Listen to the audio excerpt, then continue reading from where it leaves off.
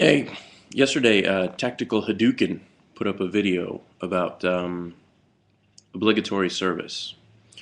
Uh, for those of you who may not be familiar with it, obligatory service is its concept and a practice of when a person reaches the age of 18 years old, they are required by the state, government, what have you, to be in the military for a certain amount of time.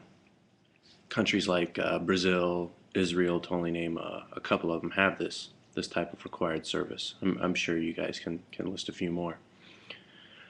Um,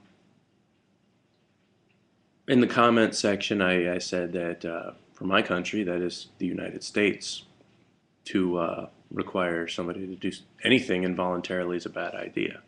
And he had asked me to elaborate, and here we are. um, for starters, the reason why a person shouldn't be forced to do something that they don't want to do is plain and simply, when does it stop? I mean, may all be well and good for you to think, well, we'll force Lambdog to do something. And what happens when it's your turn and you get forced to do something, and then the next person gets forced to do something? Next thing you know, we're all getting forced to do something and nobody can even remember the reason why. Now, in a country like Israel, think of it what you will, they have a pressing state security need where they need to sustain a certain size of their military just to remain secure, and that would bring us to the whole point of conscription or the draft. You know, when the enemy is at the gate so hard, is a draft necessary? I don't see that as the same as obligatory service. And while I don't like the draft, I do understand its purpose. You could deny the draft and deny the usefulness of conscription right up to the point that your community is destroyed. I mean, there obviously is going to come a time when everybody needs to band together for the common defense. Now, in a country with a tradition of a freestanding militia, like the early colonial days of America, where the people itself served as more or less the standing army, and old old Huck Finn would grab the rifle off the top of the hearth and go to war with Andrew Jackson. It's kind of interesting that I would have such a standpoint of obligatory service, and also, given my thoughts on the military, which I hold in extremely high esteem, it's not for everybody. You know, you hear college isn't for everybody. Well, the military definitely is not for everybody.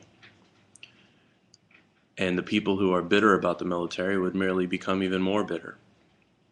And the people whose character the military has improved, like everybody knows those kids that they grew up and they were always troublemakers and stuff, and then they go in the Marine Corps and they come back home squared away, right? Coming home a squared away hard charger. It was the Corps that did that, but at the same time, it sort of wasn't. It was, it's not like you go through induction and they give you a shot and you come out of the other end Superman.